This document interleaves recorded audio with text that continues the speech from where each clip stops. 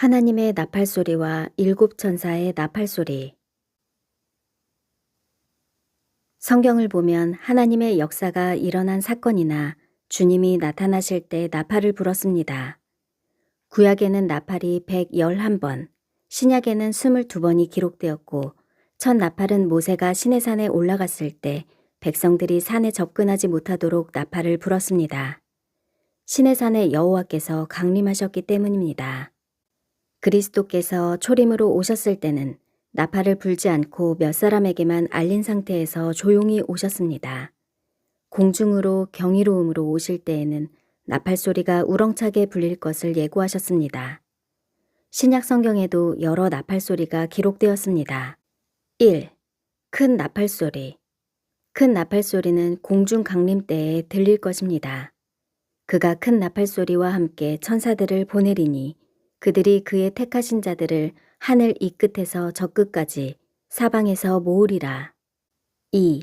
하나님의 나팔소리. 하나님의 나팔소리는 주님께서 강림하실 때 부를 것입니다. 이때 순교자들이 부활하고 휴거자는 변화될 것입니다. 주께서 호령과 천사장의 소리와 하나님의 나팔소리로 친히 하늘로부터 강림하시리니 그리스도 안에서 죽은 자들이 먼저 일어나고 그 후에 우리 살아남은 자들도 그들과 함께 구름 속으로 끌어올려 공중에서 주를 영접하게 하시리니. 3. 마지막 나팔소리. 마지막 나팔이 무엇을 의미하는지를 두고 견해들이 많습니다. 보라, 내가 너희에게 비밀을 말하노니 우리가 다 잠잘 것이 아니오 마지막 나팔에 순식간에 홀연히 다 변화되리니 나팔소리가 남에 죽은 자들이 썩지 아니할 것으로 다시 살아나고 우리도 변화되리라. 4. 일곱 천사의 나팔소리. 일곱 천사의 나팔소리는 전반기 환난 때에 재앙의 시작을 알리는 소리로 7번 불릴 것입니다.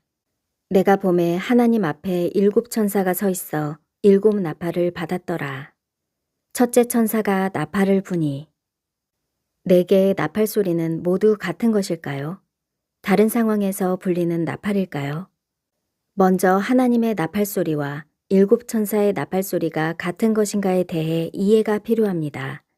왜냐하면 마지막 나팔 소리를 일곱째 천사의 나팔 소리로 해석하기 때문입니다. 그렇게 되면 휴거는 전반기 환난이 끝나는 때에 일어나게 됩니다. 하지만 일곱째 나팔이 불릴 때 하나님의 비밀이 일어날 것이기 때문에 유대인의 휴거가 있을 것으로 예상하는 견해도 있습니다. 7년 환난은 70일에서 마지막 한 일에는 유대인의 때입니다. 두 나팔은 명칭이 다릅니다. 하나님의 나팔과 천사의 나팔은 아주 다른 표현입니다. 나팔을 부는 장소는 어디일까요?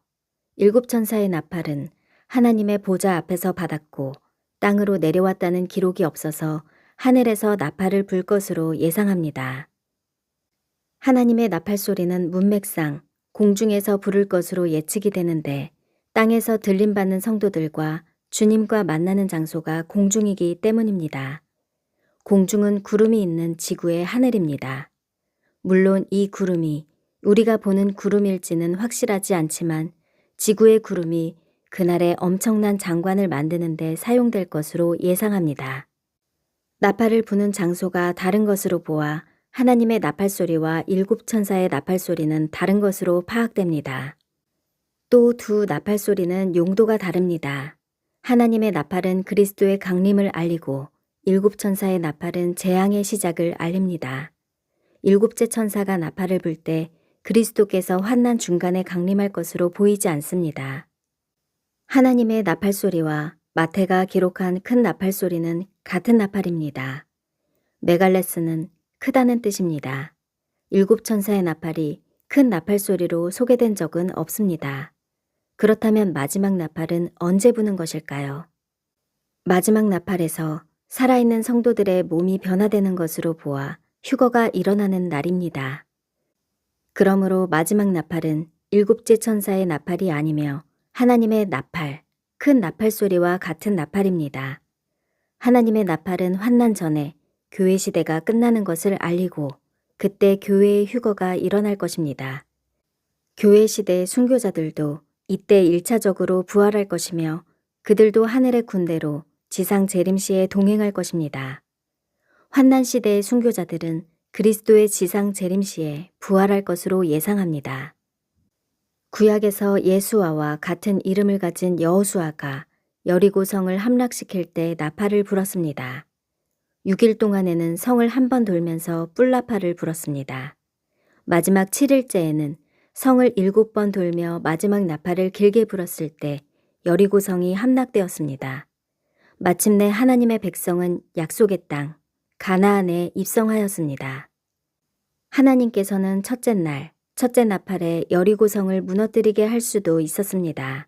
하지만 7일을 불었고 마지막 나팔은 길게 불었습니다. 그날을 마지막 나팔로 표현한 것은 그날을 위해 성도들을 깨우며 준비시키는 일이 오랫동안 진행될 것을 암시합니다.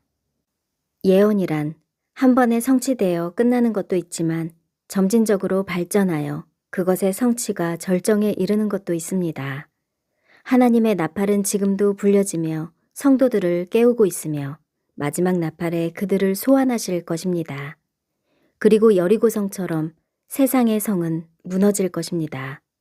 하나님의 나팔에 공중으로 올라간 자들은 약속하신 거룩한 성, 새 예루살렘에 들어갈 것입니다. 마라나타.